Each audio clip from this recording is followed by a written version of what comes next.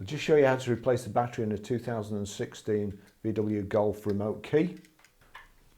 Best with something like a pound coin in there, and then just turn and off it comes.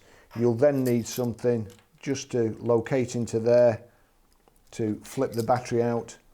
The battery is a CR 2025 there. Back in underneath the lip there, press in, key, locate those little tags in that side and clip back. That's it.